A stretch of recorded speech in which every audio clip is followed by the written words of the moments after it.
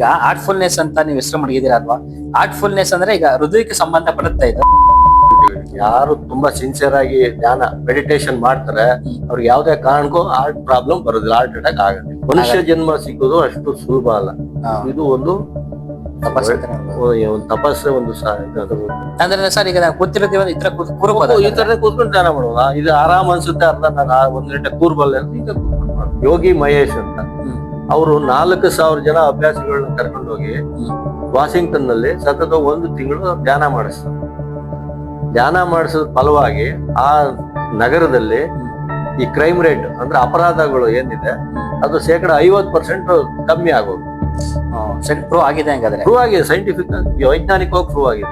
ನಮ್ಮ ಸಾವನ್ನು ಕೂಡ ಮುಂದೂಡ್ಕೋಬಹುದು. ಆ ತರ ಇದೆ ಸರ್. ಹೌದು, ಡಾಕ್ಟರ್ ರಾಜ್ಕುಮಾರ್ ಸರ್ ಅವ್ರನ್ನ ನೋಡಿದೀವಿ, ಅವರೆಲ್ಲ ಧ್ಯಾನ ಮಾಡ್ಕೊಂಡೇ ಬಂದ್ರಂತ ಕೇಳ್ಪಟ್ಟಿದೀವಿ. ಅವ್ರು ಮಾಡ್ದಾಗ್ಲೇನೆ ಅವ್ರು ನೆಕ್ಸ್ಟ್ ಆಗ್ತಾ ಆಗ್ತಾ ಅವ್ರು ಇನ್ನೂ ಚೈತನ್ಯ. ಅವ್ರಿಗೆ ನಮ್ಮ ಆರ್ಟ್ಫುಲ್ನೆಸ್ ಪದ್ಧತಿ ಧ್ಯಾನ ಸಿಕ್ಲಿಲ್ಲ ಪಾಪ. ರಾಮನಾಥ್ ಕೋವಿಂದ್ ಅಂತ ಮಾಜಿ ರಾಷ್ಟ್ರಪತಿ, ಅವರು ನಮ್ಮ ಸಂಸ್ಥೆ ಅಭ್ಯಾಸಿಗಳು. ಆಮೇಲೆ ಹೈ ಪ್ರೊಫೈಲ್ ವ್ಯಕ್ತಿಗಳೆಲ್ಲ ಇದಾರೆ, ಅವರೇ ಜಾಸ್ತಿ ಯತ್ನ ಮಾಡ್ತಾರೆ. ಆಮೇಲೆ ಹೆಚ್ಚು ಜನ ಡಾಕ್ಟರ್ಸ್ ಇದಾರೆ. ಕೃಷ್ಣ ಜನ್ಮಾಷ್ಟಮಿಗೆ ಇದ್ ಮಾಡ್ತಾರೆ, ವೇಷ ಹಾಕೊಂಡು ಕೃಷ್ಣನ್ ಭಕ್ತರು. ಆವಾಗ ಅವ್ರಿಗೆ ನೀನು ಸರ್ ಈಗ ಮೊದಲನೇದಾಗಿ ದಿನ ಸ್ನಾನ ಮಾಡ್ಬೇಕು, ಇದಕ್ಕೆ ಮೈಲಾಗೆ ಇರಬೇಕು, ಆ ತರ ಎಲ್ಲ ನಿಬಂಧನೆ. ಆಮೇಲೆ ಚಿಕನ್, ಆಮೇಲೆ ವೆಜ್ ನಾನ್ ವೆಜ್ ಬರ್ತೀವಿ.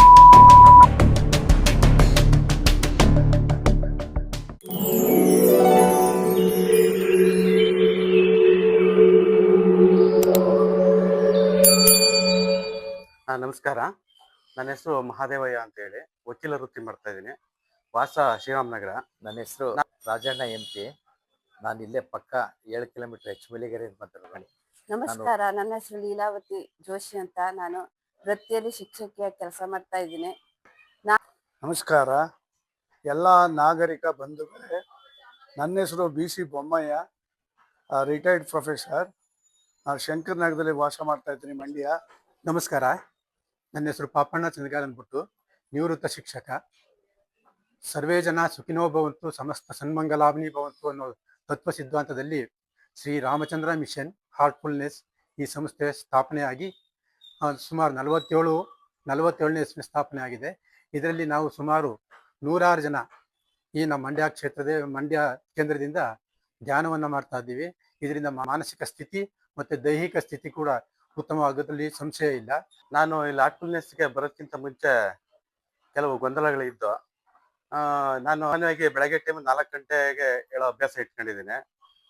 4 ಗಂಟೆಯಿಂದ ಹೆಚ್ಚು ಕಮ್ಮಿ 6-6:30ವರೆಗೂ ಯೋಗ ಮಾಡ್ತಿದ್ದೆ. ಸುಮಾರು 2-2.5 ಗಂಟೆ ಯೋಗ ಮಾಡ್ತೀನಿ. ಆರ್ಟ್ಫುಲ್ನೆಸ್ ಬರೋದಕ್ಕಿಂತ ಮುಂಚೆ ಈ ಥರ ಎಲ್ಲ ಮಾಡ್ತಿದ್ದೆ. ಬಟ್ ನನಗೆ ಅಲ್ಲಿ ಕೋರ್ಟ್ಗೆ ಹೋದಾಗಲೂ ಇಲ್ಲ ಅಂದ್ರೆ ಆಫೀಸಲ್ಲಿ ಇದ್ದಾಗಲೂ ಸ್ವಲ್ಪ ಲೈಟಾಗಿ ನಿದ್ದೆ ಬರೋದು, ಏನು ಕೆಲಸಗಳು ಮಾಡೋಕ್ಕಾಗ್ತಿಲ್ಲ. ನಾನು ಇಲ್ಲಿಗೆ ಬಂದಮೇಲೆ ಆರ್ಟ್ಫುಲ್ನೆಸ್ಗೆ ಜನವರಿಯಿಂದ ಸ್ಟಾರ್ಟ್ ಮಾಡಿದೆ. ಬಂದು ಸ್ಟಾರ್ಟಿಂಗ್ನಿಂದಲೇ 2 ದಿನನೇ ನನಗೆ ರಿಸಲ್ಟ್ ಗೊತ್ತಾಯ್ತು. ನಾನು ಇಲ್ಲಿಗೆ ಬರೋಕ್ಕಿಂತ ಮುಂಚೆ ನಾನು ಬೇರೆ ಆರ್ಟ್ ಆಫ್ ಲಿವಿಂಗ್ ಅಲ್ಲಿ ಧ್ಯಾನ ಪ್ರಾಣಾಯಾಮ ಮಾಡ್ತಾ ಇದ್ದೆ. ಬಟ್ ಇಲ್ಲಿ ನಮ್ಮ ಸ್ನೇಹಿತರೊಬ್ಬರು ಕರ್ಕೊಬಂದ್ರು. ಇಲ್ಲಿ ಆರ್ಟ್ಫುಲ್ನೆಸ್ ಸೇರಿದ ಮೇಲೆ ನನಗೆ ನನ್ನ ಜೀವನದಲ್ಲಿ ತುಂಬ ಬದಲಾವಣೆಯಾಗಿದೆ.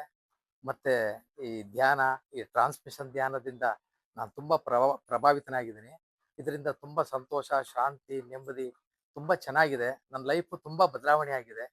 ನಾನು ಮೊದಲು ಈ ಹಾರ್ಟ್ಫುಲ್ನೆಸ್ ಸಂಸ್ಥೆಗೆ ಬರೋಕ್ಕಿಂತ ಮೊದಲು ನನ್ನಲ್ಲಿ ಗೊಂದಲ ಇತ್ತು, ಟೆನ್ಷನ್ ಇತ್ತು. ಆಮೇಲೆ ಎಲ್ಲದಕ್ಕೂ ಬೇಜಾರು ಮಾಡ್ಕೊತಿದ್ದೆ. ಈ ಶಾಂತಿವನ ಹೈದರಾಬಾದ್ನಲ್ಲಿ ಇದೆ, ದೊಡ್ಡ ಸಂಸ್ಥೆ. ಆ ಸಂಸ್ಥೆಗೆ 2-3 ಸಲ ಹೋಗಿದ್ವಿ, ನಮಗೆ ತುಂಬಾ ಒಳ್ಳೇದಾಯ್ತು. ನಾನು ಕಳೆದ 6 ತಿಂಗಳಿಂದ ಹಾರ್ಟ್ಫುಲ್ನೆಸ್ ಕೇಂದ್ರ ಮುಖಾಂತರ ಮೆಡಿಟೇಷನ್ ಪ್ರಾರಂಭ ಮಾಡಿದ್ದೀನಿ. ಇದರಿಂದ ನನಗೆ ಮಾನಸಿಕವಾಗಿ ತುಂಬಾ ಅನುಕೂಲ ಆಗಿದೆ. ನಿಜವಾಗ್ಲೂ ಈ ಯೋಗಾಸನನೇ ಬೇರೆ, ಈ ಧ್ಯಾನನೇ ಬೇರೆ ಅಂತ ನನಗೆ ಅನುಭವಕ್ಕೆ ಬಂದಿದೆ. ನಮ್ಮ ಎಲ್ಲ ಬಂಧು ವರ್ಗದವರು ಈ ಒಂದು ಧ್ಯಾನವನ್ನು ಪ್ರಾರಂಭ ಮಾಡಿದ್ರೆ ಜೀವನದಲ್ಲಿ ಅವರ ಆಯಸ್ಸು ಮತ್ತು ಆರೋಗ್ಯ 2 ವೃದ್ಧಿ ಆಗತ್ತೆ ಅಂತ ನನ್ನ ಭಾವನೆ. ಜೈ ಹಿಂದ್, ಜೈ ಕರ್ನಾಟಕ. ಈಗ ನಿಮ್ಗೆ ಯಾವ್ದಾರು ಎಕ್ಸ್ಪೀರಿಯನ್ಸ್ ಆಗಿದೆ ಸರ್? ಈಗ ನೀವು ಮಾಡೋದ್ರಿಂದ ರಿಯಲ್ ಲೈಫ್ಗೆ ಇದು ಅಪ್ಲೈ ಯಾವ ತರ ಆಗಿದೆ ಇದು? ಒತ್ತಡದಿಂದ ಹೊರಗೆ ಬರ್ಬೋದು ಸರ್. ನಿಮ್ಮ ರಿಯಲ್ ಟೈಮ್ ಎಕ್ಸ್ಪೀರಿಯನ್ಸ್ ನಿಮ್ಗೆ? ಹೌದು, ಆಗಿದೆ. ಒತ್ತಡದಿಂದ ಹೊರಗೆ ಬರ್ಬೋದು, ಆರಾಮಾಗಿರ್ಬೋದು. ಆಮೇಲೆ ಯಾವುದೇ ಈ ರೋಗಗಳು ಡಿಸೀಸಸ್ ಏನು ಬೇಗ ಬರಲ್ಲ, ಯಾರು ಹಾ. ಆರೋಗ್ಯವಾಗಿರ್ಬೋದು. ಸರ್ ಈಗ ಮನೆಯಲ್ಲಿ ತುಂಬಾ ಜನ ಇರ್ತಾರೆ, ಖಾಲಿ ಮನಸ್ಸಲ್ಲಿ ಏನೇನೋ ಮನಸ್ಸಲ್ಲಿ ತುಂಬ್ಕೊಂಡಿರ್ತಾರೆ. ಆ ವಿಷಯ ಇಲ್ದೇ ಇರೋದ್ನೆಲ್ಲ ಅದಾಯ್ತು ಇದಾಯ್ತು ಮತ್ತೆ ಧಾರಾವಾಹಿ ಏನೇನೋ ಯೋಚನೆ ಮಾಡ್ಕೊಂಡು ಮನುಷ್ಯನೆಲ್ಲ ಅವ್ರು ರಿಲ್ಯಾಕ್ಸ್ ಆಗಿರೋದಕ್ಕೆ ಆಗಲ್ಲ. ಸಣ್ಣ ಪುಟ್ಟ ಇದಾದ್ರೂ ಸಾಕು ಅವ್ರಿಗೆ ಮನ್ಸಲ್ಲಿ ಅದೇ ಕಾಡ್ತಾ ಇರ್ತದೆ. ಅಂತವ್ರಿಗೆಲ್ಲ ಇದು ಎಷ್ಟು ಅಪ್ಲೈ ಆಗುತ್ತೆ ಸರ್ ಇದು? ಅವರು ಪ್ರಯತ್ನ ಮಾಡಿದ್ರೆ ಅದರಿಂದ ಹೊರಗ್ ಬರ್ಬೋದು ಈಸಿಯಾಗಿ. ಅವ್ರು ಮನ್ಸ್ ಮಾಡ್ಬೇಕು, ಮನ್ಸ್ ಮಾಡ್ಬೇಕು. ಸರ್ ಆಮೇಲೆ ಈಗ ಮೊದಲನೇ ದಿನ 2ನೇ ದಿನ ಮಾಡಿ 3ನೇ ಬಿಟ್ಬಿಡೋದು ಅಥವಾ ಒಂದ್ ತಿಂಗಳ ಆತರ ತುಂಬಾ ಇದೆ. ಯಾತಿಕೆ ಅಂದ್ರೆ ಅವರ ಪೂರ್ವ ಜನ್ಮದ ಸಂಸ್ಕಾರಗಳು ಹೇಳೋದಲ್ಲ. ಸಂಸ್ಕಾರಗಳು ಅಂದ್ರೆ ಅವ್ರು ಏನೇನ್ ಮಾಡಿರ್ತಾರೆ ಎಲ್ಲ ಅಲ್ಲಿ ಸ್ಟಾಕ್ ಆಗಿರುತ್ತೆ, ಒಳಗಿರುತ್ತೆ, ಅಲ್ಲಿ ಆ ಆತ್ಮದಲ್ಲಿ ಸೇರ್ಕೊಂಡಿರುತ್ತೆ ಅದು. ಅದರಿಂದ ಅದ್ ಹೇಗಾಗುತ್ತೆ ಅದೇ ತರ ಇವ್ರು ವರ್ತನೆ ಮಾಡೋದು ಮನುಷ್ಯ. ಅದನ್ನೆಲ್ಲ ನಾವು ತೆಗಿಬೇಕಂದ್ರೆ ಅದು ಶುದ್ಧೀಕರಣದ ಮೂಲಕ ತೆಗಿಬೇಕು. ಪ್ರತಿದಿನ ಶುದ್ಧೀಕರಣ ಮಾಡ್ಬೇಕು. ಗೊತ್ತಾಯ್ತಾ ಸರ್? ಈಗ ಮೊದಲನೇದಾಗಿ ದಿನ ಸ್ನಾನ ಮಾಡ್ಬೇಕು, ಇದಕ್ಕೆ ಮೈಲಾಗೆ ಇರ್ಬೇಕು, ಆ ತರ ಎಲ್ಲ ನಿಬಂಧನೆ. ಆಮೇಲೆ ಚಿಕನ್ ಆಮೇಲೆ ವೆಜ್ ನಾನ್ ವೆಜ್ ತಿನ್ಬಾರ್ದು, ಏನಿಲ್ಲ ಇದಕ್ಕೆಲ್ಲ? ಅಲ್ಲಲ್ಲ, ಹೇಳ್ತೀನಿ ಕೇಳಿ. ನಿಬಂಧನೆಗಳು ಏನಿಲ್ಲ, ಬಟ್ ಪ್ರಿಸೆಪ್ಟರ್ ಆದವರು ಯಾವ್ದೇ ಕಾರಣಕ್ಕೂ ಈ ಮಾಂಸಾಹಾರ ಮಧ್ಯೆ ಅವೆಲ್ಲ ಮಾಡೋಂಗಿಲ್ಲ. ಮಾಡಿದ್ರೆ ಅವರು ಟ್ರಾನ್ಸ್ಮಿಷನ್ ಕೊಡಕ್ ಆಗಲ್ಲ. ಪ್ರಾಣಾಹುತಿ ಶಕ್ತಿನ ಗುರುಗಳು ಕೊಡೋದು ನಾವು ಕೊಡಕ್ ಆಗಲ್ಲ. ಅಭ್ಯಾಸಿಗಳು ಕೆಲವರು ಅವ್ರಿಗೇನ್ ನಿಬಂಧನೆ ಇಲ್ಲ, ಅವ್ರು ಬಿಟ್ಬಿಟ್ರೆ ಬಹಳ ಒಳ್ಳೇದು. ಬೇಗ ಪ್ರಗತಿ ಆಗುತ್ತೆ ಅವ್ರು, ಇಲ್ಲ ಅಂದ್ರೆ ನಿಧಾನ ಆಗುತ್ತೆ. ಸರ್ ಈಗ ಎಂತ ಕೇಳ್ತೀನಿ ಅಂತಂದ್ರೆ, ನಾರ್ಮಲ್ ಜನ ಈಗ ಈಚೆ ಇರೋರು ನಾನ್ ವೆಜ್ ಅಂತ ತುಂಬಾನೇ ಇಷ್ಟ ಅವ್ರಿಗೆ. ಹೌದೌದು. ಇದನ್ನ ಮಾಡ್ಬೇಕು ಅಂದ್ರೆ ಅವ್ರು ಬಿಟ್ರೆ ನಮ್ಗೆ ಇದ್ರ ಫಲ ಸಿಗುತ್ತೆ ಅಂತ ಹೇಳ್ಬೋದು. ಇಲ್ಲಾಂದ್ರೆ ಇಲ್ಲ, ಇದನ್ನ ಮಾಡ್ಕೊಂಡು ಇದ್ ಮಾಡ್ಬೋದು, ನಿಮ್ಮ ಮನ್ಸಿನ ಮೇಲೆ ಡಿಪೆಂಡ್ ಅಂತ ಹೇಳ್ತಿರೋದು. ಅದೇ ಹೇಳುದ್ವಲ್ಲ, ಅವ್ರು ಬಿಟ್ರೆ ಒಳ್ಳೇದು. ಬಿಡ್ಲಿಲ್ಲ ಅಂದ್ರೆ ತುಂಬಾ ವರ್ಷ ಎಳ್ಕೊಂಡು ಹೋಗುತ್ತೆ ಇದು. ಬೇಗ ಅವರು ಸಾಧನೆ ಮಾಡಕ್ ಆಗಲ್ಲ, ಮನಸ್ಸಾಂತಿ ಪಡ್ಕೊಳಕ್ ಆಗಲ್ಲ, ತೊಂದ್ರೆ ಆಗ್ತಾ ಇರುತ್ತೆ. ಬಿಟ್ರೆ ಒಳ್ಳೇದು. ಸರ್ ಆಮೇಲೆ ಇದಕ್ಕೆ ಇದು ಇದೆಯಾ, ಈ ಆಹಾರ ತರದ ಒಂದು ಇದು ಕೊಡ್ತಾರಲ್ಲ ಅವ್ರು ಬ್ರೋಚರ್ ತರ, ಇದಕ್ಕೆ ಈ ಕಾಳುಗಳೇ ತಿನ್ಬೇಕು, ಮತ್ತೆ ಕಾಳುಗಳು ಇಷ್ಟಿದ್ರೆ ಒಳ್ಳೇದು ಅವ್ರಿಗೆ, ಆತರ ನಿಮ್ ಅದೆಲ್ಲ ಇಲ್ಲಿ ನಾವೇನ್ ಹೇಳಲ್ಲ. ಅವ್ರಿಗೆ ಒಳ್ಳೆ ಉತ್ತಮ ಆಹಾರ ಯಾವ್ದಾವ್ದು ಇರ್ತದೆ, ಪೌಷ್ಟಿಕ ಆಹಾರ, ಅದನ್ನ ಅವ್ರು ಸೇವಿಸ್ಬೋದು. ಇಂಥದ್ದೇ ತಿನ್ಬೇಕಂತ ಏನ್ ಕಟ್ಟಪಾಡೇನಿಲ್ಲ. Okay sir. ಸರ್ ಈಗ ಆರ್ಟ್ಫುಲ್ನೆಸ್ ಅಂತ ನೀವು ಹೆಸರು ಮಡಗಿದ್ದೀರಾ ಅಲ್ವಾ? ಆರ್ಟ್ಫುಲ್ನೆಸ್ ಅಂದ್ರೆ ಈಗ ಹೃದಯಕ್ಕೆ ಸಂಬಂಧ ಪಡುತ್ತಾ ಇದು? ಹೃತ್ಪೂರ್ವಕತಾ ಧ್ಯಾನ. ಆರ್ಟ್ಫುಲ್ನೆಸ್ ಮೆಡಿಟೇಷನ್ ಅಂದ್ರೆ ಹೃತ್ಪೂರ್ವಕತಾ ಧ್ಯಾನ. ಅದು ಹೃದಯಕ್ಕೆ ಸಂಬಂಧಪಟ್ಟ, ಹೃದಯದ ಮೇಲೆ ಧ್ಯಾನ ಮಾಡೋದು. ಹೃದಯದಲ್ಲಿ ಒಂದು ದೈವಿ ಪ್ರಕಾಶ ಇದೆ, ಇನ್ನರ್ ಫೀಲಿಂಗ್, ಹೃದಯದಲ್ಲಿ ದೈವಿ ಪ್ರಕಾಶ ಇದೆ ಅಂತ ಒಂದು ಊಹೆ, ಕಲ್ಪನೆ. ಆಕಾರ ಇಲ್ಲ. ನಾವು ಏನಾರು ಒಂದು ಇಟ್ಕೋಬೇಕಲ್ವಾ, ಮೂರ್ತಿ ಗೀರ್ತಿ ಅವೆಲ್ಲ ಈ ಆಕಾರ ಇರ್ತವೆ. ಅದಕ್ಕೋಸ್ಕರ ಬೆಳಕಿನ ಮೇಲೆ ಧ್ಯಾನ ಮಾಡ್ಬೇಕು. ಸರ್ ಈಗ ಈ ಹಾರ್ಟ್ ಅಟ್ಯಾಕ್ ಆಗೋರು ಮತ್ತೆ ಈಗ ಹಾರ್ಟಲ್ಲಿ ಸಮಸ್ಯೆ ಇರೋರು ಅವರೆಲ್ಲ ಇದನ್ನ ಮಾಡೋದ್ರಿಂದ ಫಲ ಇದೆ, ಇದರಿಂದ ಮಾಡ್ಬೋದು, ಅವರು ಏನಾರ ಬೆನಿಫಿಟ್ಸ್ ಇದೆ ಇದರಿಂದ? ಅವರು ಪ್ರತಿನಿತ್ಯ ಪ್ರಾಮಾಣಿಕವಾಗಿ ಮಾಡಿದ್ರೆ ಏನು ತೊಂದರೆ ಆಗಲ್ಲ. ಇವರು ಆ ಒಂದ್ ಮಟ್ಟ ತಲುಪ್ಬಿಟ್ಟು ಆದ್ಮೇಲೆ ಮಾಡಕ್ ಹೋದ್ರೆ ಆಗಲ್ಲ. ಅದೇ ಸರ್, ಈಗ ಫಸ್ಟ್ ಸ್ಟೇಜ್ ಆಗ್ಬಿಟ್ಟಿರ್ತದೆ, ದಾಟದ್ಮೇಲೆ ಮಾಡೋದು ಏನ್ ಪ್ರಯೋಜನ? ರೋಗ ಎಲ್ಲ ಬಡ್ಸ್ಕೊಬಿಟ್ಟು ಆಮೇಲೆ ಬರೋಕ್ ಮೊದ್ಲು ಚೆನ್ನಾಗಿರುವಾಗ್ಲೇ ಮಾಡ್ತಾ ಇದ್ರೆ ಅವ್ರಿಗೆ ಯಾವ್ದೇ ಕಾರಣ. ಸರ್ ಜನಕ್ಕೆ ಏನಂತಂದ್ರೆ ಬಂದ್ಮೇಲೆ ಬೆನಿಫಿಟ್ ಗೊತ್ತಾಗದವ್ರಿಗೆ. ಇನ್ನೊಂದ್ ಹೇಳ್ತೀವಿ, ಯಾರು ತುಂಬಾ ಸಿನ್ಸಿಯರ್ ಆಗಿ ಧ್ಯಾನ ಮೆಡಿಟೇಷನ್ ಮಾಡ್ತಾರೆ ಅವ್ರಿಗೆ ಯಾವ್ದೇ ಕಾರಣಕ್ಕೂ ಹಾರ್ಟ್ ಪ್ರಾಬ್ಲಮ್ ಬರೋದಿಲ್ಲ, ಹಾರ್ಟ್ ಅಟ್ಯಾಕ್ ಆಗೋದೇ ಇಲ್ಲ. ಫಸ್ಟ್ ಚಿಕ್ಕ ವಯಸ್ಸಿಂದ ನಾವು ಅಳವಡಿಸ್ಕೊಂಡ್ರೆ ಅದೇ ತುಂಬಾ ಅಳವಡಿಸ್ಕೋಬೇಕು. ಅವ್ರ ಅಲ್ಲ, ಎಲ್ಲಕ್ಕಿಂತ ಹೆಚ್ಚಾಗಿ ಆರೋಗ್ಯವಾಗಿರುವಾಗ್ಲೇ ಇವೆಲ್ಲ ಅಳವಡಿಸ್ಕೊಂಡ್ರೆ ಅವ್ರಿಗೆ ಒಳ್ಳೇದು. ಸರ್ ಯಾಕಂದ್ರೆ ಜನ ಯಾರನ್ನು ಫಸ್ಟ್ ಮಾಡ್ಕೊಳ್ಳಲ್ಲ, ಎಲ್ಲ ಒಂದ್ ಸ್ಟೇಜ್ ಆದ್ಮೇಲೆ ತಪ್ಪದ್ಮೇಲೆ ಎಲ್ಲ ಕಡೆ ಹೋಗೋದು. ಇಲ್ಲಿ ಏನಾಗಿದೆ ನಮ್ಮ ಕೇಂದ್ರದಲ್ಲೇ ಸ್ವಲ್ಪ ಆರೋಗ್ಯ ತಪ್ಪದ್ಮೇಲೆ ಬರ್ತಾರೆ ಎಲ್ಲ ಹಂಗೇನೆ. ಇಲ್ಲಿ ಚೆನ್ನಾಗಿರ್ಬೇಕಾ, ಚೆನ್ನಾಗಿರುವಾಗ್ಲೇ ಬಂದ್ರೆ ಅವ್ರಿಗೆ ತುಂಬಾ ಒಳ್ಳೇದಾಗುತ್ತೆ, ಅವ್ರಿಗೆ ಒಳ್ಳೇದಾಗುತ್ತೆ. ಈಗ ನ್ಯೂಸ್ಗಳು ಆದಷ್ಟು ಬೇಗ ಬಂದು ಇದಕ್ಕೆಲ್ಲ ಗಮನ ಕೊಟ್ಟು ನೆಕ್ಸ್ಟ್ ಇದ್ರ ಮೇಲೆ ಫೋಕಸ್ ಮಾಡಿ ಇತ್ತೀಚೆಗೆ ಬರ್ತಾ ಇದಾರೆ ಯೂತ್ಸ್. ಬೇರೆಯವ್ರು ಮನ್ಸ್ ಮಾಡಿ ಬರ್ಬೇಕು ಸರ್. ನಾವ್ ಯಾಕಂದ್ರೆ ಈಗ ನಾವು ನೋಡಿದ್ವಿ, ಈಗ ನಮ್ಮ ನಾರ್ತ್ ಮತ್ತೆ ಸೌತ್ ಜಾಸ್ತಿ ಹಾರ್ಟ್ ಅಟ್ಯಾಕ್ ಜಾಸ್ತಿ ಜನ ಯೂತ್ಗಳೇ ಅದಕ್ಕೆ ಇದಾಗ್ತಾ ಇರೋದು, ಒಳಗೊಂಡಿರೋದು. ಆ ಹೃದಯದ ಮೇಲೆ ನಾವು ಸುಮಾರು ಜನ ನೋಡಿದೀವಿ. ಈಗ ಕಾರ್ಡಿಯಾಕ್ ಅರೆಸ್ಟ್ ಆಗಿರ್ಬೋದು, ಮತ್ತೆ ಹೃದಯಕ್ಕೆ ಸಂಬಂಧಪಟ್ಟಂತೆ ಚೆನ್ನಾಗಿರ್ತಾರೆ ಫಿಸಿಕಲ್ ಆಗಿ. ಇದಕ್ಕಿದ್ದಂಗೆ ಈಗ ಸ್ಪೀಚ್ ಅಲ್ಲಿ ಆಗಿರ್ಬೋದು, ಇಲ್ಲಾಂದ್ರೆ ಕೂತಿದ್ದಾಗ ನಿಂತು ಸ್ಪೀಚ್ ಮಾಡ್ಬೇಕಾದ್ರೆ ಕುಸ್ತೋಗ್ತಾರೆ ಅಲ್ಲಿಂದಾನೆ. ಅದಕ್ಕೆ ಇದು ಎಷ್ಟು ಹೆಲ್ಪ್ ಮಾಡುತ್ತೆ ಸರ್ ಇದು? ಅವರು ಸಿನ್ಸಿಯರ್ ಆಗಿ ನಾ ಹೇಳುದ್ವಲ್ಲ, ಪ್ರಾಮಾಣಿಕವಾಗಿ ಮಾಡಿದಾಗ ಅವ್ರ ಹಾರ್ಟ್ ಬೀಟು ಎಲ್ಲ ಪ್ರತಿಯೊಂದು ನಾರ್ಮಲ್ ಆಗಿರುತ್ತೆ. ಧ್ಯಾನ ಮಾಡ್ತಾ ಮಾಡ್ತಾ ಪ್ರತಿಯೊಂದು ಅಂಗಗಳು ನಾರ್ಮಲ್ ಆಗಿರ್ತವೆ, ಯಾವ ಉದ್ವೇಗಕ್ಕೆ ಒಳಗಾಗಲ್ಲ. ಸರಿ, ಮತ್ತೆ ಆಟ ಇಲ್ಲ, ಶುಗರ್ ಈಗ ಏನಾಗಿರಿ ಏನೇ ಇದ್ರು ಎಲ್ಲ ನಾರ್ಮಲ್ ಆಗಿರುವಾಗ ಈ ತೊಂದರೆಗಳೆಲ್ಲ ಏನು ಇರಲ್ಲ, ಏನು ಬರಲ್ಲ. ಸರ್ ನೆಕ್ಸ್ಟ್ ಆಮೇಲೆ ಈಗ ಮಹಾಶಿವರಾತ್ರಿ ಅಂತ ಮಾಡ್ತಾರಲ್ಲ, ಅವರು ಮಹಾಶಿವರಾತ್ರಿ ಅಂತ ಅಂದ್ರೆ ಅವರು ಈಗ ಶಿವನ್ ಭಕ್ತರೆಲ್ಲ ಸೇರ್ಕೊಂಡು ರಾತ್ರಿ ಮಧ್ಯರಾತ್ರಿ ಸೇರಿ ಅವರು ಜಪ ತರ ಮಾಡ್ತಾರೆ, ಅವರು ಧ್ಯಾನ ತರನೇ ಮಾಡ್ತಾರೆ. ಈಗ ನಿಮ್ದು ಈಗ ಹೇಳಿದ್ರಲ್ಲ ಹೈದರಾಬಾದ್ ಅಲ್ಲಿ ಇದೆ ಅಂತ, ಈಗ ಅದಕ್ಕೂ ನೀವು ಸೇಮ್ ಅದೇ ತರ ಪ್ಯಾಟರ್ನ್ ಯಾವ ತರ? ಇಲ್ಲ ಇಲ್ಲ, ಅದಕ್ಕೂ ಆ ತರ ಇಲ್ವೇ ಇಲ್ಲ, ನಮ್ದೇ ಬೇರೆ. ಹಾ. ಆ ಗುರುಗಳ ಬರ್ತ್ಡೇ ಜನ್ಮದಿನಕ್ಕೆ ಹೋಗಿ ನಾವು 4 ಭಂಡಾರಗಳು ಮಾಡ್ತೀವಿ. ಮೊದಲನೇ ಗುರುಗಳು, 2ನೇ ಗುರುಗಳು, 4ನೇ ಗುರು, ಆ ಡೇಟ್ ಇದೆ. ಮೊದಲನೇ ಗುರುಗಳದ್ದು ಸಾಮಾನ್ಯವಾಗಿ ಜನವರಿ 1 ಫೆಬ್ರವರಿ 1 ವೀಕಲ್ಲಿ ಆಗುತ್ತೆ. 2ನೇ ಗುರುಗಳದ್ದು ಏಪ್ರಿಲ್ 30ಕ್ಕೆ ಆಗುತ್ತೆ, ಅವ್ರು ಫಿಕ್ಸ್ ಆಗ್ಬಿಟ್ಟಿದೆ. 3ನೇ ಗುರುಗಳದ್ದು ಜುಲೈ 24ಕ್ಕೆ ಆಗುತ್ತೆ. 4ನೇ ಗುರುಗಳದ್ದು ಸೆಪ್ಟೆಂಬರ್ 28ಕ್ಕೆ ಆಗುತ್ತೆ. ಸರ್ ಅಂದ್ರೆ ವರ್ಷಕ್ಕೆ 4 ಸಲಿಂದ ಮಾಡ್ತೀರಾ? 4 ಭಂಡಾರ ನಡೀತವೆ. ನಡೆಯುತ್ತೆ. ನೀವು ನೈಟ್ ಎಲ್ಲ ಮಾಡೋ ತರ ಏನಾದ್ರು ಇದೆಯಾ? ಇದು ಯಾವ ತರ ಏನ್ ಮಾಡ್ತೀರಾ ಅಲ್ಲಿ? ಸೇರಿದ್ಮೇಲೆ ಎಲ್ಲ ಸೇರಿದ್ಮೇಲೆ ಯಾವ ತರ ನಡೆಸ್ತೀರಾ ಅಲ್ಲಿ? ಎಲ್ಲ ಸೇರಿ ಧ್ಯಾನ ಮಾಡ್ತೀವಿ ಒಟ್ಟಿಗೆ ಕೂತು. ಅದಕ್ಕೆ ಏನ್ ಡಿಫ್ರೆನ್ಸ್ ಸರ್? ಈಗ ಮಹಾಶಿವರಾತ್ರಿಲಿ ಇದ್ ಮಾಡ್ತಾರಲ್ಲ, ಅದಕ್ಕೆ ಈಗ ಈ ಬರ್ಲಿರುತ್ತೆ ನೋಡಿ, ಒಂದ್ ಕಡ್ಡಿ ಕಳ್ಳಾಡ್ಸೋದ್ಕು ಎಲ್ಲ ಕಟ್ಟಿ ಮಾಡೋದಕ್ಕೂ ಹೆಂಗಿರ್ತದೆ, ಸಮಷ್ಟಿ ಭಾವ ಬರುತ್ತೆ ಅಲ್ಲಿ. ಎಲ್ರು ಸೇರಿ ಮಾಡಿದಾಗ ಅಲ್ಲಿ ಪಾಸಿಟಿವ್ ತುಂಬಾ ಇರುತ್ತೆ. ಏನ್ ಬೇಕಾದ್ರೂ ಸಾಧನೆ ಮಾಡ್ಬೋದು.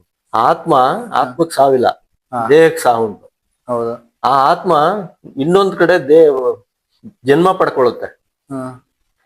ಅದು ಇಲ್ಲೇನೆ ಸಾಧನೆ ಮಾಡಿ ಮುಕ್ತಿ ಪಡ್ಕೊಂಡ್ರೆ ಅದಕ್ಕೆ ಪುನರ್ಜನ್ಮ ಇಲ್ಲ. ಆತ್ಮ ಅರ್ಥ ಆಯ್ತಾ? ಇಲ್ಲ ಅಂದ್ರೆ ಮತ್ತೆ ಜನ್ಮ ಸಿಗುತ್ತೆ, ಮನುಷ್ಯ ಜನ್ಮ ಸಿಗುತ್ತೋ ಯಾವ ಜನ್ಮ ಸಿಗುತ್ತೋ ಗೊತ್ತಿಲ್ಲ. ಪ್ರಾಣಿ ಪಕ್ಷಿ ವಿಸರ್ಜಂತಿ ಏನ್ ಬೇಕಾದ್ರೂ ಆಗ್ಬೋದು. ಸೊ ಅದರಿಂದ ಅದಕ್ಕೋಸ್ಕರ ನಾವು ಈಗ ಮನುಷ್ಯ ಜನ್ಮ ಸಿಕ್ಕೋದು ಅಷ್ಟು ಸುಲಭ ಅಲ್ಲ. ಇದು ಒಂದು ತಪಸ್ಸೆ, ಒಂದು ಇದಂತ. ಮನುಷ್ಯ ಜನ್ಮ ಸಿಕ್ಕಿರೋದು ತುಂಬಾ ತುಂಬಾ ಅದೃಷ್ಟ ಜನಗಳಿಗೆ. ಅದನ್ನ ನಾವು ಹಾಳು ಮಾಡ್ಕೋಬಾರ್ದು. ಈ ಜನ್ಮದಲ್ಲೇ ನಾವು ಸಾಧನೆ ಮಾಡಿ ಮುಕ್ತಿ ಪಡೆಯೋದು, ಸಾಕ್ಷಾತ್ಕಾರ ಪಡೆಯೋದು ಅವ್ರವ್ರ ಇದ್ರ ಮೇಲೆ ಹೋಗುತ್ತೆ. ಸರ್, ಇದು ಶಿವಲಿಂಗ ಅದಕ್ಕೂ ಇದಕ್ಕೂ ಏನಾರ ಇದೆಯಾ? ರಿಲೇಟೆಡ್ ಏನಾರ ಇದೆಯಾ? ಶಿವಲಿಂಗಕ್ಕೂ ನಮ್ಗೆ ಏನ್ ಸಂಬಂಧ? ನಾವು ಬರೀ ಬೆಳಕನ್ ಮೇಲೆ ಧ್ಯಾನ ಮಾಡೋದು. ನೀವು ಯಾವ್ದೇ ದೇವ್ರನ್ನ ಇಲ್ಲ, ಮೂರ್ತಿ ಪೂಜೆ ಇಲ್ಲ, ಪೂಜೆ ವಿಗ್ರಹ ಪೂಜೆ ಯಾವ್ದಿಲ್ಲ. ಹೌದು, ಕಣ್ಮುಚ್ಕೊಂಡ್ ಕೂರ್ಬೇಕು, ಸುಖಾಸನದಲ್ಲಿ ಕೂರ್ಬೋದು, ಕುರ್ಚಿ ಮೇಲೆ ಕೂರ್ಬೋದು, ಆರಾಮಾಗಿ ಕೂತ್ಕೋಬೇಕು. ಅಂದ್ರೆ ಸರ್ ಈಗ ನಾವು ಕೂತಿರೋದೇವ ಈ ತರ ಕೂರ್ಬೋದು, ಈ ತರ ಕೂತ್ಕೊಂಡು ಧ್ಯಾನ ಮಾಡೋದಾ? ಇದು ಆರಾಮ್ ಅನ್ಸುತ್ತೆ, ಅರ್ಧ ನಾನು 1 ಗಂಟೆ ಕೂರ್ಬಲ್ಲೆ ಅಂದ್ರೆ ಈಗ ಕೂತ್ಕೊಂಡು ಮಾಡ್ಬೋದು. ಸರ್, ಆಮೇಲೆ ಈ ಜನಗಳಿಗೆ ಇದ್ರ ಬಗ್ಗೆ ಫಿಸಿಕಲ್ ಆಗಿ ತಿಳ್ಕೊಬೇಕು ಅಂತಂದ್ರೆ ಇದಕ್ಕೆ ಸಂಬಂಧಪಟ್ಟ ಪುಸ್ತಕಗಳು ಇದೆಯಾ ಸರ್? ಇದಕ್ಕೆ ಎವಿಡೆನ್ಸ್ ಸಾಕಷ್ಟು ಪುಸ್ತಕಗಳಿದೆ ನಮ್ಮಲ್ಲಿ. ಸತ್ಯೋದಯ ಅಂತ ಇದೆ, ನನ್ನ ಗುರುದೇವ, ನಮ್ಮ ಗುರುಗಳು ಏನೇನ್ ಬರ್ದಿದಾರೆ ತುಂಬಾ ಇವೆ. 100,000 ಬುಕ್ ಇದೆ. ಹೌದಾ? 100 ಬುಕ್ಸ್. ಒಂದಷ್ಟು ಹೆಸರು ಹೇಳ್ಬೋದಾ ನೀವು? ಅದೇ ಸತ್ಯೋದಯ, ನನ್ನ ಗುರುದೇವ, ಹಾರ್ಟ್ಫುಲ್ನೆಸ್ ವೇ ಅಂತ ಈಗ ನಮ್ಮ ಗುರುಗಳು ಬರ್ದಿದ್ದಾರೆ. ಅದ್ರಲ್ಲಿ ತುಂಬಾ ಇವೆ, ಬೇಕಾದಷ್ಟು. ಈಗ ಅಂಗಡಿಗಳೆಲ್ಲ ಸಿಗುತ್ತೆ ಸರ್? ಅದು ಅಂಗಡಿಗಳಲ್ಲಿ ಸಿಗಲ್ಲ, ಅದು ನಮ್ ಸಂಸ್ಥೆನಲ್ಲೇ ತಗೊಳ್ಬೇಕು. ಅಂದ್ರೆ ಇಲ್ಲಿ ಆನ್ಲೈನ್ ನಲ್ಲಿ ತರಿಸಬಹುದು. ಏನೇ ಸರ್ಚ್ ಮಾಡ್ಬೇಕಾರೆ ಗೂಗಲ್ ಸರ್ಚ್ ಮಾಡೋದು ಸಿಗುತ್ತೆ. ನಾರ್ಮಲ್ ಫಿಸಿಕಲ್ ಸ್ಟೋರ್ ಎಲ್ಲೂ ಸಿಗಲ್ಲ, ಇದು ನಾರ್ಮಲ್ ಆಗಿ ಸಿಗಲ್ಲ, ಬುಕ್ ಸ್ಟೋರ್ಗಳಲ್ಲಿ ಸಿಗಲ್ಲ. ಬುಕ್ ಸ್ಟೋರ್ ಅಲ್ಲಿ ಸಿಗಲ್ಲ. ಓಕೆ ಸರ್, ಇದರಿಂದ ಮತ್ತೆ ಲೈಫ್ ಪರ್ಪಸ್ ಏನು ಸರ್ ಇದ್ರದ್ದು? ಮನಃಶಾಂತಿ ಪಡ್ಕೊಳ್ಳೋದು, ಆತ್ಮೋನ್ನತಿ ಪಡ್ಕೊಳ್ತೀವಿ ಅಂದ್ರೆ ನಮಗೆ ಮುಕ್ತಿ ಸಿಕ್ತು ಅಂತ. ನಮ್ಮ ಆತ್ಮ ಉನ್ನತ ಸ್ಥಿತಿಗೆ ಹೋದಾಗ ನಾವು ಮುಕ್ತಿ ಪಡ್ಕೊಳ್ಬಹುದು. ಸರ್, ನಾವ್ ಇದನ್ನ ಅಳವಡಿಸ್ಕೊಂಡ್ಮೇಲೆ ನಮ್ಗೆ ಮುಕ್ತಿ ಸಿಗುತ್ತೆ? ಅದರ ಬಗ್ಗೆ ಖಂಡಿತ ಸಿಗುತ್ತೆ. ನಾವು ತುಂಬಾ ಪ್ರಾಮಾಣಿಕವಾಗಿ ಮಾಡಿದ್ರೆ ಗುರುಗಳು ಮುಕ್ತಿ ಕೊಟ್ಟೇ ಕೊಡ್ತಾರೆ. ಗುರುಗಳು ಒಂದ್ ಕಡೆ ಹೇಳಿದಾರೆ, ಮುಕ್ತಿ ಕೊಡೋದು ನನ್ಗೇನ್ ದೊಡ್ಡ ಕೆಲಸ ಅಲ್ಲ, ಅದ್ರಿಂದ ಮುಂದೆ ಬನ್ನಿ ಅಂತ ಹೇಳ್ತಾರೆ. ವರ್ಲ್ಡ್ ಮೆಡಿಟೇಷನ್ ಡೇ ಅಂತ ಒಂದು ಆಚರಣೆ ಮಾಡ್ತಾ ಇದೀವಿ ಡಿಸೆಂಬರ್ 21. ಹಾರ್ಟ್ಫುಲ್ನೆಸ್ ಧ್ಯಾನ ಕೇಂದ್ರ ಮಂಡ್ಯ.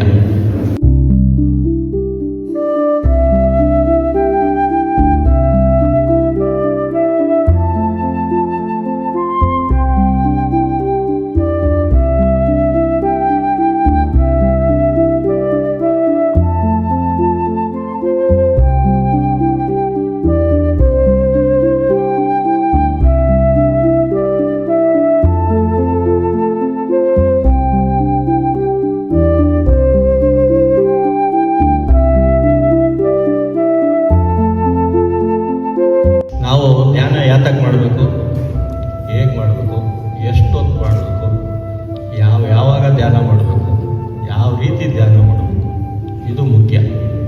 ಸುಮ್ಮನೆ ಧ್ಯಾನ ಮಾಡ್ತೀವಿ ಕಣ್ಣು ಮುಚ್ಕೊಂಡು ಕುಂತ್ಕೊಂಡ್ರೆ ಆಗಲ್ಲ. ನೀನು ಮದುವೆ ಮಾಡ್ಕೊಂಡು ಭಾಳ ತಪ್ಪು ಮಾಡಿದೆ ಅಂತ ಒಂದು ಡೈಲಾಗ್, ಒಂದೇ ಒಂದು ಪದ ಜಾಸ್ತಿ ನನ್ನ ತಲೆಗೆ ಟೈಮ್ ಅಂಡ್ ಅಗೇನ್ ಹೋಗಿದ್ದು ಕರ್ಮದ್ದು.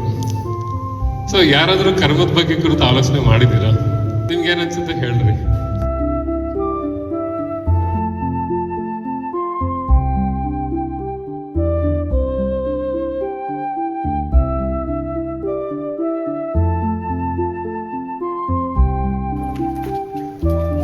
ಮುಖ್ಯ ರೂವಾರಿ ನಮ್ಮ ಮಂಡ್ಯ ಕ್ಷೇತ್ರದ ಶಾಸಕರಾದಂಥ ರವಿಕುಮಾರ್ ಗಣಿಗಾರ್ ಅವರು ಆಗಮಿಸಿದ್ದಾರೆ.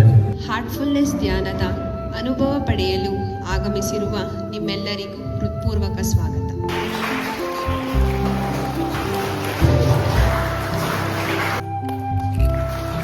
ಮನುಷ್ಯ ಯಂತ್ರ ತರ ದುಡಿತಾ ಇರ್ತಾನೆ, ಓಡಾಡ್ತಾ ಇರ್ತಾನೆ. ಅವನಿಗೆ ಶಾಂತಿ, ಮನಃಶಾಂತಿ ಬೇಕಾದ್ರೆ ಬೆಳಿಗ್ಗೆ ಒಂದು 15 ನಿಮಿಷ ಧ್ಯಾನ ಮಾಡಿದ್ರೆ ಅವನು ಶಾಂತಿ ಸಿಗ್ತದೆ.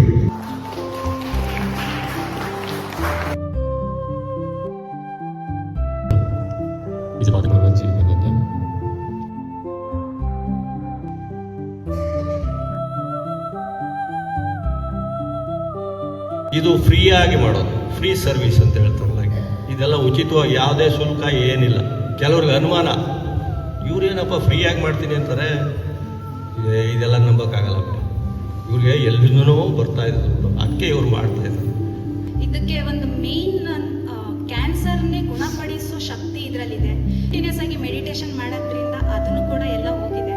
ಬಟ್ ಈ ಆರ್ಟ್ಫುಲ್ ಸಂಸ್ಥೆಯಲ್ಲಿ ಏನಂದ್ರೆ ಯಾವ ಉದ್ದಾರ ಅಲ್ಲ, ನೀವು ಬನ್ನಿ ಪಡ್ಕೊಂಡೋಗಿ, ಯಾವ ಬೇಕಾದ್ರೆ ಬರ್ಬೋದು ನೀವು ಉಚಿತವಾಗಿ. ಅಯ್ಯೋ ನಾನು 6 ತಿಂಗಳು ಗ್ಯಾಪ್ ಬಿಟ್ಬಿಟ್ಟಿದೆ, ಈಗ ಏನೋ ಬೈತಾರೇನೋ, ಇಲ್ಲ 1 ವರ್ಷ ಬಿಟ್ಬಿಟ್ರೆ ಬೈತಾರೇನೋ. ನೋ, ನಿಮ್ಗೆ ಇಷ್ಟ ಬಂದಾಗ ಬನ್ನಿ, ಇಷ್ಟ ಬಂದಾಗ ಯಾರು ನಿಮಗೆ ತೊಂದರೆ ಕೊಡೋಲ್ಲ.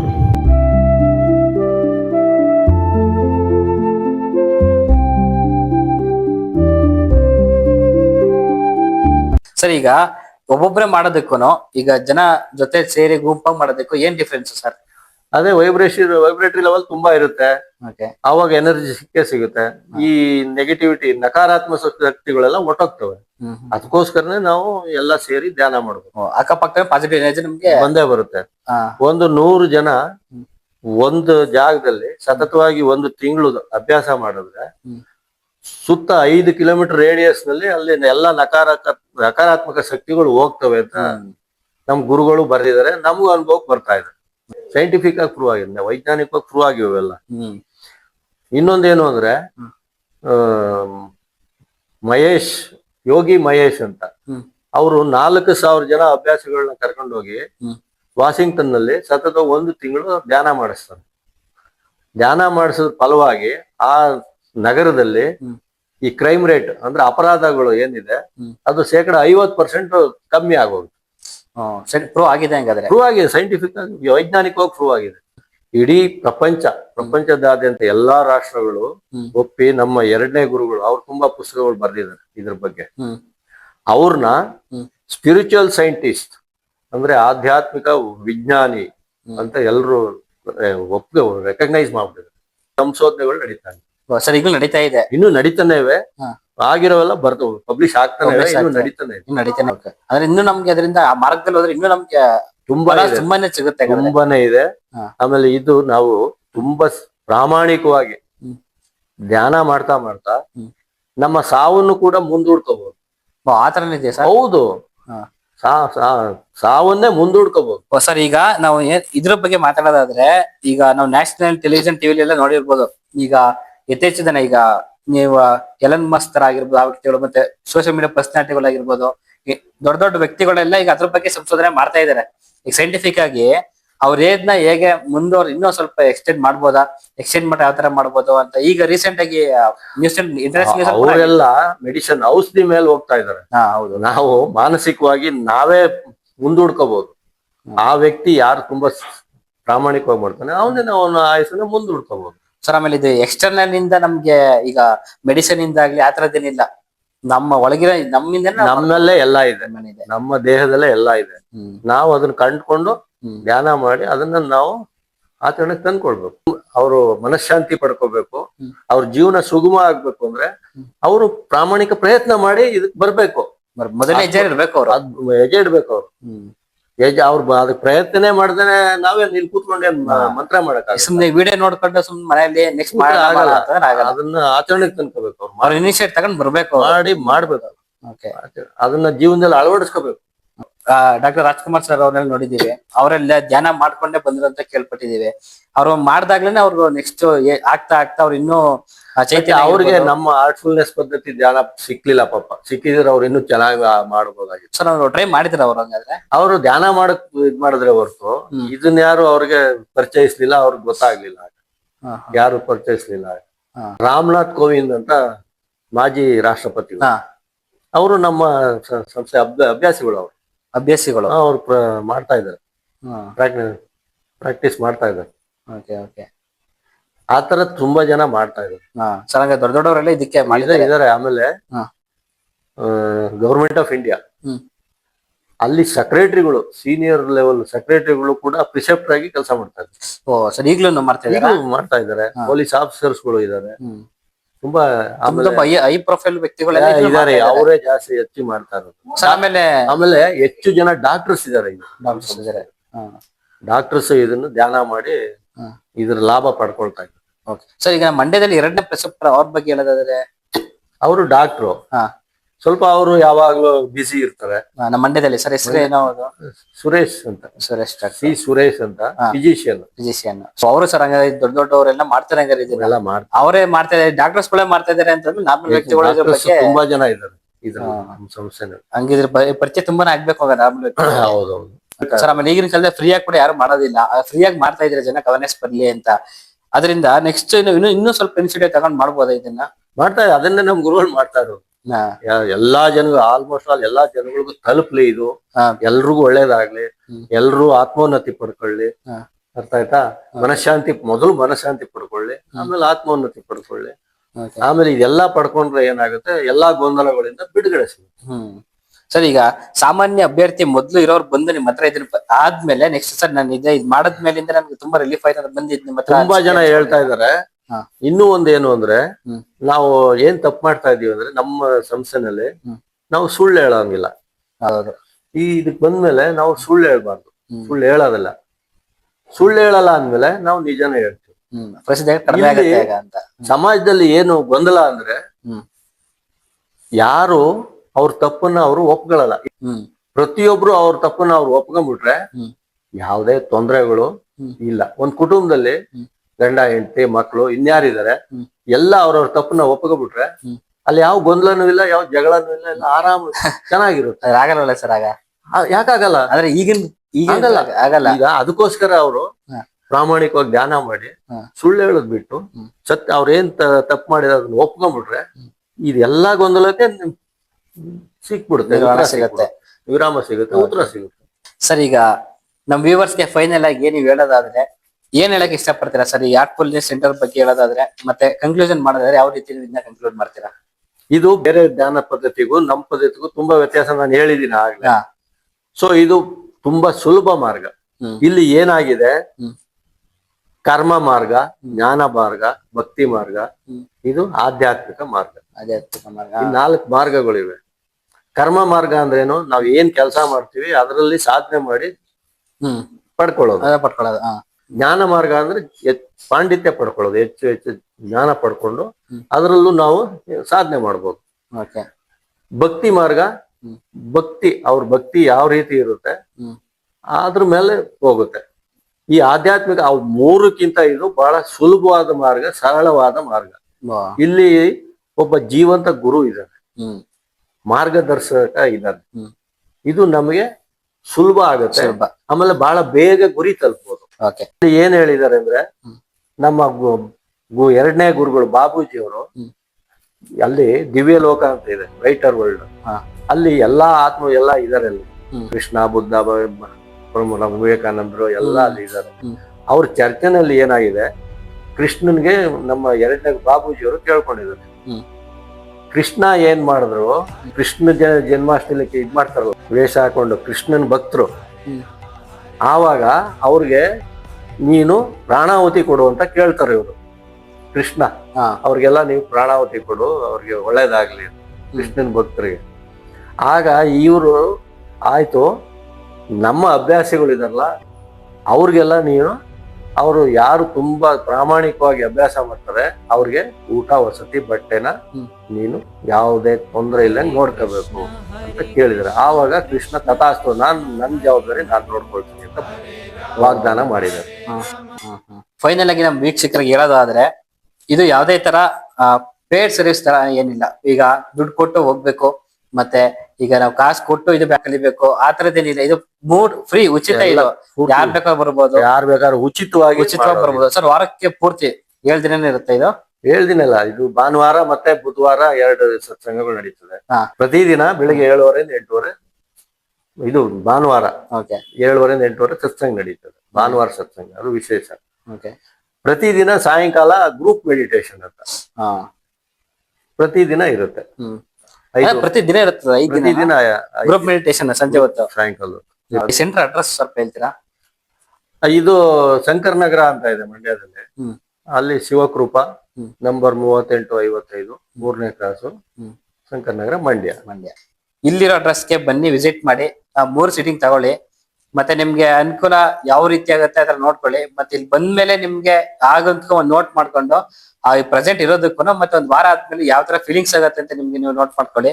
ಸೊ ಬನ್ನಿ, ವಿಸಿಟ್ ಮಾಡಿ, ಒಂದ್ಸಲ ಇದಕ್ಕೆ ಮಾಹಿತಿ ಪಡ್ಕೊಂಡು ಬೇಕಾದ್ರೆ ನಿಮ್ ಹೇಗೆ ಅನುಕೂಲ ಆಗುತ್ತೆ ಆತರ ಮಾಡಿ. ಸೊ ಎಲ್ಲರಿಗೂ ನಮ್ಮ ವೀಕ್ಷಕರಿಗೆ ಹೇಳೋದು ಒಂದೇ, ಈ ಉಚಿತವಾದ ಸರ್ವಿಸ್ ನ ನಮ್ಮ ಮಂಡ್ಯದಲ್ಲಿ ಕೊಡ್ತಾ ಇರೋ ನಮ್ಮ ಜಯರಾಮ್ ಸರ್ಗೆ ನಾವು ಥ್ಯಾಂಕ್ಸ್ ಅಂತ ಹೇಳ್ತಾ ಈ ಕಾರ್ಯಕ್ರಮ ಇಲ್ಲಿಗೆ ಮುಗಿಸ್ತಾ ಇದೀವಿ. ಮತ್ತೆ ಇವ್ರ ಸೆಂಟರ್ದು ಅಡ್ರೆಸ್, ಫೋನ್ ನಂಬರ್, ಲೊಕೇಶನ್ಸ್ ಎಲ್ಲ ನಮ್ಮ ಡಿಸ್ಕ್ರಿಪ್ಷನ್ ಹಾಕಿರ್ತೀವಿ. ನಿಮ್ ಆಸಕ್ತಿ ಇದ್ದವರು ನೋಡ್ಕೊಂಡು ಬಂದು ವಿಚಾರಿಸ್ಕೊಂಡು ಹೋಗಿ. Thank you sir. ನಿಮ್ಗೂ ನಮ್ಮ ಕಾರ್ಯಕ್ರಮಕ್ಕೆ ಇಷ್ಟೊತ್ತವರೆಗೂ ಮಾತಾಡೋದಕ್ಕೆ ನಿಮ್ಗೂ ಥ್ಯಾಂಕ್ ಯು ಸರ್. ಧನ್ಯವಾದ. ಅವ್ರಿಗೆ ಸರ್